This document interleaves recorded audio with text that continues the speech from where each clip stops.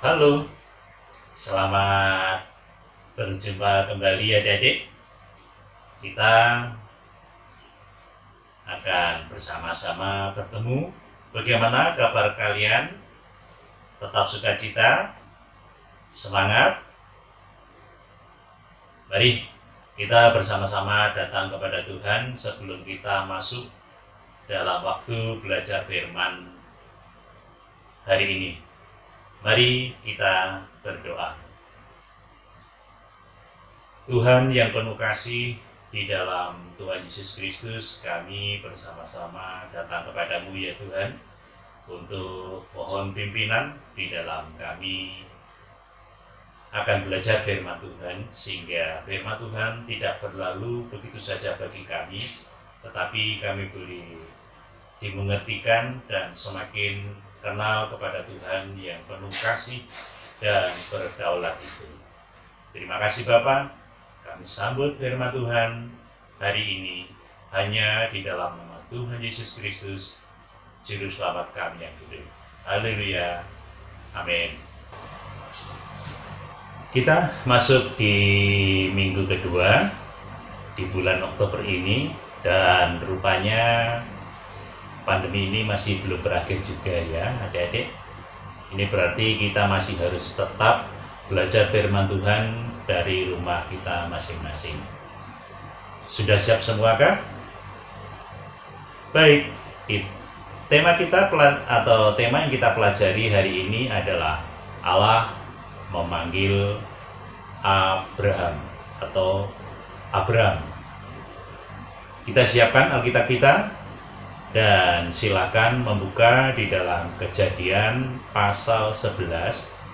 Saya ulang, Kejadian pasal 11 ayat 27 sampai 12 ayat yang 9.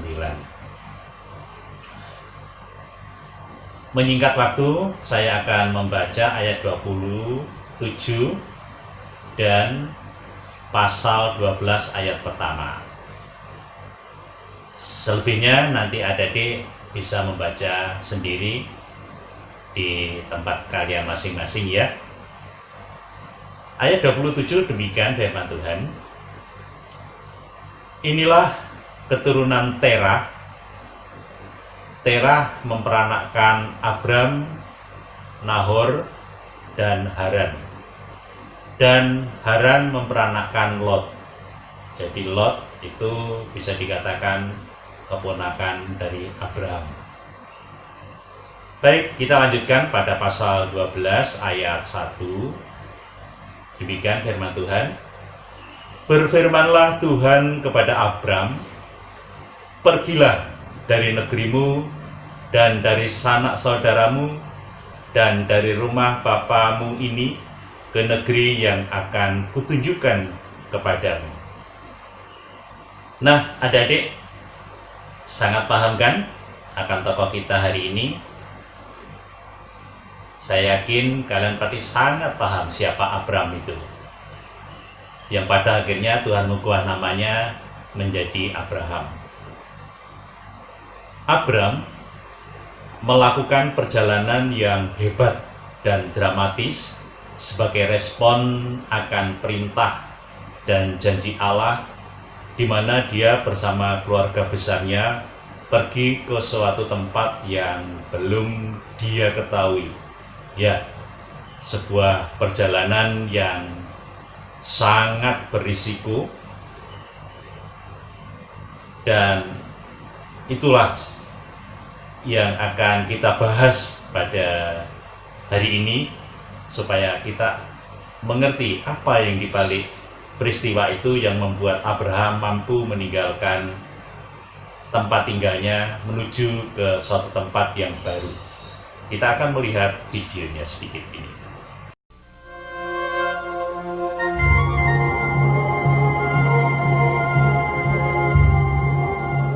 You're invited to step back in time some 4,000 years to explore the ancient land of the Bible, what we now call the Middle East, and to meet legendary people whose stories have influenced millions of lives throughout history. You'll see how God leads Abraham to his ultimate test of faith. Will he sacrifice his son at the Lord's command? You'll meet Abraham's son Isaac, whose twin sons Esau and Jacob, in a lifetime of conflict, battle for their birthright and their father's blessing.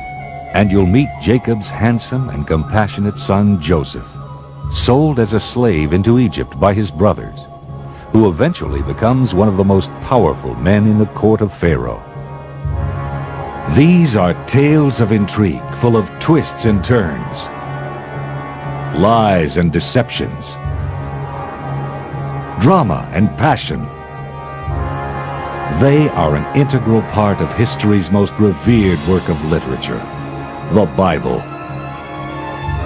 First, the story of Abraham and Sarah. We'll travel from the ancient Babylonian city of Ur, which is in modern-day Iraq, north to the city of Haran, in the region we now call southern Turkey, and then finally south into the land of Canaan, today part of Israel and Lebanon. This episode marks a great turning point in biblical history, as God singles out one man and his family to receive his special revelation, care, and promises. What was so special about Abraham and Sarah, who were chosen to give birth not only to a great nation, but also to one of the most inspirational spiritual revolutions of all time? Actually, Abraham and Sarah were quite human, and even though he questioned and from time to time challenged the will of God, Abraham continued to exhibit faith, gratitude, and a unique loyalty to God on such a monumental scale that he deserves to be called, as he is, the father of us all.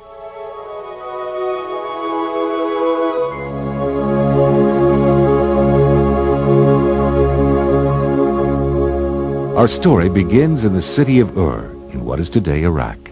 Here is where Abraham and Sarah spent their early years, about 2,000 years before the birth of Christ. The concept of one God had not yet been widely accepted, and they were surrounded by people who worshipped idols. In his waning years, Abraham's father, Terah, decided to move from Ur to the land of Canaan. So he took with him Abraham, Sarah, and his grandson Lot. They first traveled northward some 500 miles to Haran. Today, Haran is called Tel El Mugayar in southeastern Turkey. They settled there, and that is where Terah died. As the years went by, Abraham and Sarah lived an ordinary pastoral life, but there remained a tremendous void in their lives. They were never able to have children.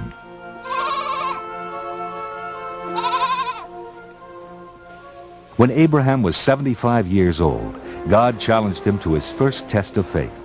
In Genesis 12:1, the Lord said to Abraham, "Go from your country and your kindred and your father's house to the land that I will show you. I will make of you a great nation, and I will bless you and make your name great." Ada catatan kecil yang perlu adik-adik ketahui akan latar belakang sebelum Abram melakukan perjalanan yang sangat jauh itu, yang tertulis dalam kitab Yosua pasal 24 ayat 2. Demikianlah firman Tuhan. Berkatalah Yosua kepada seluruh bangsa itu, beginilah firman Tuhan Allah Israel, dahulu kala di seberang sungai Efrat, disitulah diam nenek moyangmu, yakni Terah, ayah Abraham dan ayah Nahor, dan mereka beribadah kepada Allah lain. Adik-adik, di sini Allah lain itu bisa dikategorikan sebagai dewa-dewa, ya. Jadi mereka menyembah dewa-dewa. Perlu diketahui bahwa mereka adalah sebuah keluarga yang sangat mapan, kaya raya, dengan harta yang sangat melimpah. Tentunya kehidupan mereka bisa dikategorikan kehidupan yang sudah tidak perlu memikirkan sesuatu. Segala sesuatu yang diinginkan dia dapatkan. Tapi satu sisi Allah memberitakan Abraham untuk pergi ke suatu tempat dan Allah berjanji akan memberikan tanah pusaka untuk mereka, yaitu untuk menjadi milik Abraham dan keluarganya. Apa yang latar belakangnya Abraham begitu saja pergi? Mari kita selidiki sedikit demi sedikit. Abraham atau yang disebut Abraham yang semula adalah seorang penyembah berhala, ketika masih di Ur Kasdim, ya, tempat di mana dia berada bersama keluarga besarnya, yaitu keluarga Terah. Tetapi kemudian Abraham menyembah Allah. Bagaimana bisa itu terjadi? Jawabnya adalah Tuhan sendirilah yang meletakkan iman itu kepada Abraham. Jadi ini perlu kita catat, perlu saya tekankan kepada kalian semua. Kalau kita beriman kepada Tuhan, itu bukan karena usaha kita, tetapi memang Tuhan sedang memberikan firman itu di dalam hidup kita, dan iman itulah yang tumbuh di dalam diri kita.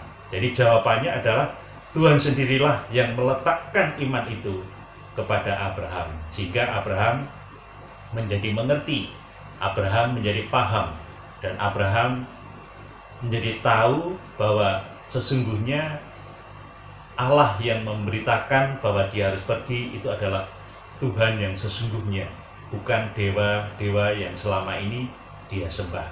Dan Abraham menjadi mengerti itu. Maka ketika dia mengenal Tuhan, maka tanpa dialog sesuatu, Abraham langsung berangkat. Sehingga Abraham bisa mengenal Tuhan yang hidup, berdaulat, dan berkuasa. Tidak seperti dewa-dewa yang disembah oleh Abraham selama ini. Pemahaman yang pertama adalah memberikan sebuah negeri untuk Abraham dan keturunannya. Itu adalah janji Tuhan, ya. Lalu janji Tuhan yang kedua adalah memberikan keturunan kepada Abraham untuk memenuhi negeri itu. Memberkati Abraham, membuat namanya masyhur, dan menjadi berkat bagi bangsa-bangsa lain. Allah akan melakukan hal yang baik bagi bangsa lain melalui Abraham. Yang ketiga, Allah memberkati mereka yang memberkati Abraham, dan akhirnya memberkati semua bangsa di dunia melalui keturunan Abraham. Nah, kalau sudah bicara masalah ini, siapa keturunan Abraham yang menjadi berkat? Adik-adik pasti tahu ya, dia adalah Tuhan Yesus Kristus. Dari garis keturunan itu berawal dari perjalanan Abraham sampai raja-raja dan berakhir pada Yesus Kristus, dan itulah janji Tuhan yang dituliskan, dinampakkan kepada diri Abraham sehingga Abraham mengerti. Nah, sekarang kita kembali lagi ke diri Abraham. Sebaik apapun janji itu tentu tidak mudah bagi Abraham untuk mempercayainya, ya adik-adik ya. Sebaik apapun yang diberikan atau janji yang diberikan Tuhan itu tidak akan mudah bagi Abraham untuk mempercayainya. Karena apa? Karena harus meninggalkan kampung halamannya dan keluarganya yang sudah sangat mapan untuk pergi ke suatu tempat atau suatu negeri yang sudah siap untuk ditinggali. Padahal perlu diketahui bahwa negeri yang akan ditempati Abraham itu sesungguhnya juga sudah ada orang yang menempati, yaitu mereka adalah orang-orang Kanaan yang lebih dahulu menetap di sana. Lalu bagaimana dengan janji mengenai banyaknya keturunan? Tentunya Abraham juga berpikir, kalau kita melogikakan itu, Abraham akan berpikir apa yang sulit dengan hal itu. Tentunya Abraham dan istrinya sangat menyadari bahwa dirinya merasa sudah mulai tua, sementara akan sangat sulit mempunyai anak. Ditambah lagi janji Allah kepada Abraham untuk menjadi berkat dan memberkati semua bangsa di dunia. Bagaimana mungkin seorang Abraham, yaitu seorang diri, dapat memberkati atau menjadi berkat bagi orang seluruh dunia? Ya, ini saya akan mengambil contoh gitu ya. Contoh yang sederhana begini. Seandainya ini ada seorang yang berkata kepada kalian, "Hey John, pergi ya sekarang ke Bandung, nanti di sana kamu akan bertemu dengan aku, dan aku akan memberi tanah 1 hektar yang bisa kamu jadikan kolam renang." Pasti kalian berkata, "Oh, yang bener aja, bro." Makanya kalian berpikir demikian. Kenapa? Karena tidak masuk akal orang tiba-tiba memberi janji, memberikan sebuah tanah yang sangat luas yang bisa digunakan untuk kolam renang, dan kalian akan bisa berenang dengan sepuasnya di tempat itu. Apalagi kalian juga belum kenal dengan orang itu. Nah, seperti itulah yang sedang digemuli oleh Abraham. Yang melatar belakangi Abraham tentunya bisa berpikir demikian. Jadi pasti ada sesuatu yang membuat Abraham dapat melakukan hal itu. Apakah itu? Jawabannya adalah iman yang Tuhan terlebih dahulu meletakkannya ke dalam hati Abraham. Ya, Abraham pergi karena dia beriman kepada Allah. Pertanyaannya, apakah iman itu? Iman adalah sesuatu yang meyakini segala yang tidak dilihat, dan sesuatu itulah yang dilakukan oleh Abraham sehingga dapat berani melakukan perjalanan yang sangat jauh, bahkan sampai ke negeri Mesir. Ingat kan peristiwa di Mesir? Peristiwa yang sangat dramatis di mana Abraham harus mengakui bahwa Sarah itu adalah saudaranya, itu karena Abraham takut kehilangan istrinya. Ya, itu juga termasuk pergumulan. Tetapi karena pertolongan Tuhan, akhirnya Abraham selamat dan kembali pergi menetap di sebuah tempat yang namanya Kanaan atau tanah perjanjian yang akan diberikan oleh seluruh keturunan Abraham dengan kekayaan yang sangat melimpah. Dan dalam sejarah selanjutnya bahwa Kanaan nanti bagi keturunannya menjadi tanah perjanjian. Di samping sebutan Abraham bagi keturunannya sebagai bapak orang beriman, juga dari keturunannya akan muncul 2 bangsa yang sangat besar, yaitu keturunan dari anaknya Ishak dan anaknya Ismail. Ya, kesimpulannya bahwa semua yang kita bicarakan tadi adalah tidak ada seorang pun yang dapat mempercayai janji-janji yang besar itu dengan sendirinya, juga termasuk Abraham. Abraham mempercayai dan mematuhi janji-janji itu karena ia percaya kepada Allah. Di dalam Efesus pasal 2 ayat 8 memberitahukan kepada kita bahwa iman itu adalah karunia yang Allah berikan. Bahkan karunia iman dari Allah merupakan satu-satunya alasan mengapa seorang bisa percaya kepada Kristus dan mempercayai apa yang Allah katakan di dalam firman-Nya. Kekuatan Allah sajalah, saya ulangi lagi, kekuatan Allah sajalah yang menyebabkan manusia percaya kepada Kristus. Saya tekankan lagi, ya. Kekuatan Allah sajalah yang menyebabkan manusia percaya kepada Kristus atau Yesus sebagai juru selamat kalian dan saya. Allah bisa mengubah hati kalian dan memberikan kalian iman melalui firman-Nya. Itu adalah karena kuasa Allah. Maka mintalah kepada Allah untuk menolong kalian bertumbuh di dalam iman, dalam kepercayaan dan ketaatan kepada Kristus. Amin. Mari kita berdoa. Bapa di surga, berikanlah kami iman kepada Tuhan. Kami yang masih muda ini, kami yang masih terbilang anak-anak ini mau belajar untuk mengerti akan firman Tuhan dengan sungguh-sungguh, sehingga ketika firman Tuhan itu tertanam di dalam hidup kami, maka menumbuhkan iman yang Tuhan berikan kepada kami, sehingga kami boleh terus beriman kepada Tuhan di dalam Yesus Kristus, satu-satunya juru selamat kami yang hidup. Terima kasih ya Bapa atas renungan yang singkat ini. Kami boleh terus bertumbuh dan kami boleh terus semakin mengenal Tuhan dengan sungguh-sungguh. Layakkan kami orang berdosa ini ya Tuhan, untuk menerima kasih kemurahan Tuhan, dan kami mau seperti Abraham yang taat kepada firman Tuhan dan taat kemana Tuhan kehendaki di dalam hidup kami, sehingga kami boleh benar-benar memiliki keselamatan itu di dalam Yesus Kristus.